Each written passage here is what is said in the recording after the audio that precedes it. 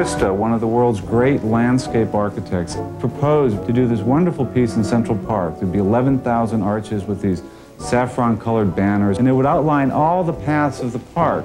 And we like to highlight one of the most fabulous activity of New Yorker, the walking. You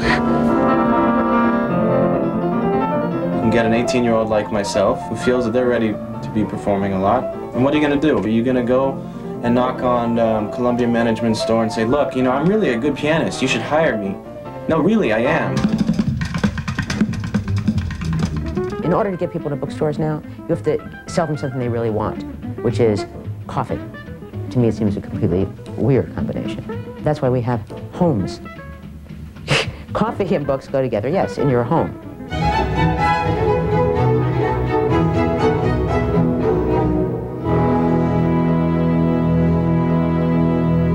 City Arts is made possible by Dorothy and Louis Coleman, the Lou Esther T. Mertz Charitable Trust, and Sylvia and Ralph Ablon. Funding is also provided by the Michael and Helen Schaefer Foundation, the New York City Department of Cultural Affairs through the Cultural Challenge Program, and the members of 13.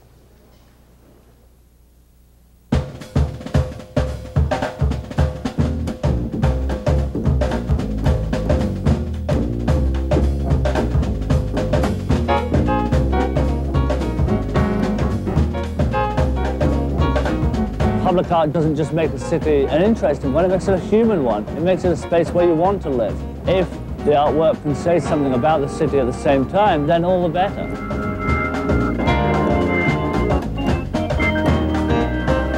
Like it or not, we've become the world's leading urban theme park. It's a very surreal place, and we need artists to bring out that quality of the city that you just can't find anywhere else in the world.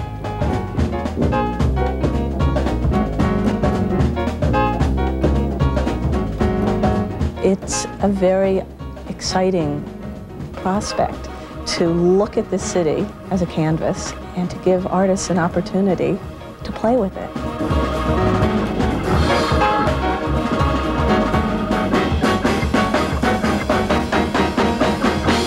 There's this comedian I really like named Stephen Wright who delivers these very dry one-liners. And one time I was watching him on television and he said, "I've got a map of New York. It's 1-to-1 scale. You want to see it?" And I'm thinking to myself, that's what we do. For 5 years, my partner Pascal and I have been making a collaboration where Pascal's printing street textures and manhole covers, and my job is to document that process with my photographs. Step A is to find a manhole cover. Step B is Pascal inks the manhole cover. Step C is he puts the paper over, and then step D is a truck driver runs it over and is essentially our pressman. We've done these projects with children who aid Pascal in doing the process. And then I'll do collages that document place, participants, and the artworks become diptychs, his monoprint with my collage. When Pascal and I make work at night, we go out guerrilla style. In those situations, since we don't have a truck, one of us, very often it's me because he's inking, I'll run and jump up on the running board of a garbage truck, and I'll say, "You want to make some art?" Generally, drivers are pretty intrigued, and I have some pretty good photographs of smiling truck drivers who can't believe that they just made a work of art and maybe someday it's going to hang in a gallery or museum. We don't often think about artists as people who use the city. We tend to look at their work and think of it as coming in some kind of abstract form. But really, artists are people that use the city like anyone else. And for example, Chris Doyle, he's not only an artist, he's a cyclist. And he goes over and over the Williamsburg Bridge.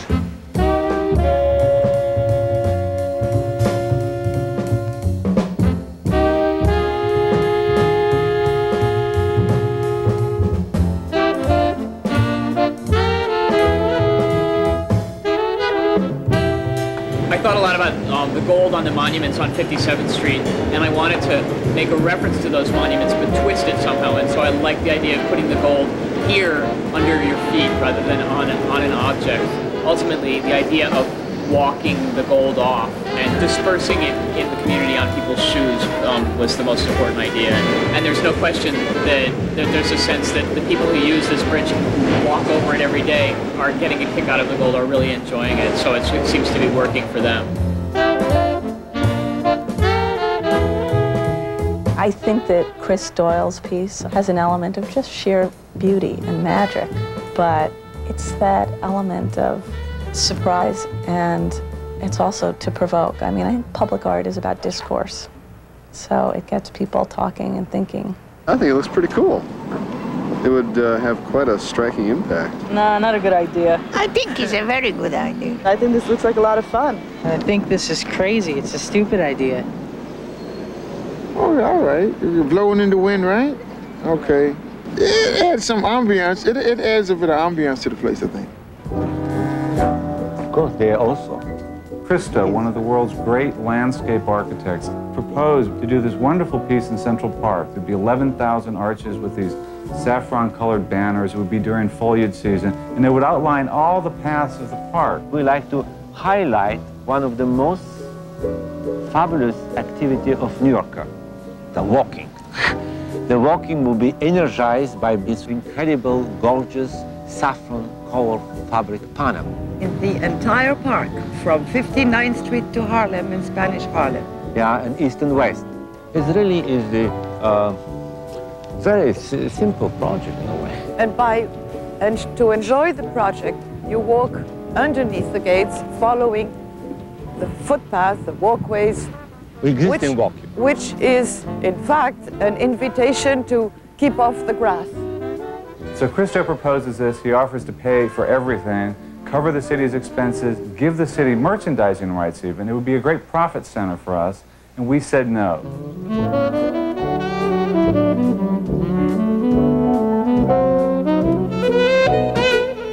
We sit here and we force Christo to go and do these great works in Berlin, in Australia, along the California coastline, and he can't get a job in his hometown. We've got this great landscape, this great cityscape, and we're losing a great opportunity to remind people what a special place it is. Each time we start a project, we believe it will be a work of art of joy and beauty. In addition of that, it will be the first time in our life that we do a project without any jet lag, and that'll be nice. The real spirit of New York has never been to leave well enough alone. It's always been to build something bigger, to try something newer, to do something brasher. And the wonderful thing about these art projects is that they're temporary. The worst thing that happens is that it goes up and we don't like it. So ultimately, when you look at these things, my question is, why not?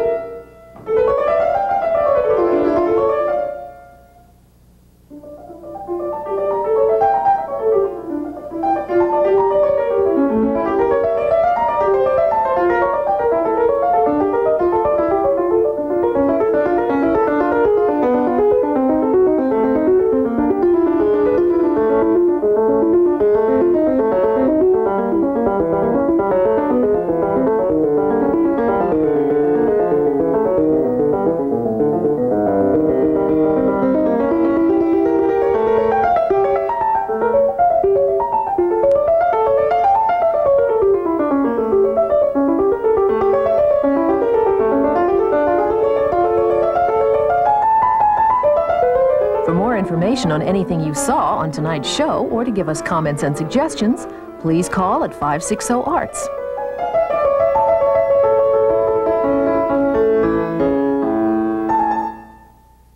City Arts continues online. Be sure to visit WNET station on the web, where you can see all the artists and events we've showcased in the series. Get information on places and players, link to other artists' websites, and read in-depth interviews with fascinating personalities. City Arts on WNET station. It's 13 online. City Arts is made possible by Dorothy and Louis Coleman, the Lou Esther T. Mertz Charitable Trust, and Sylvia and Ralph Ablon. Funding is also provided by the Michael and Helen Schaefer Foundation, the New York City Department of Cultural Affairs through the Cultural Challenge Program, and the members of 13.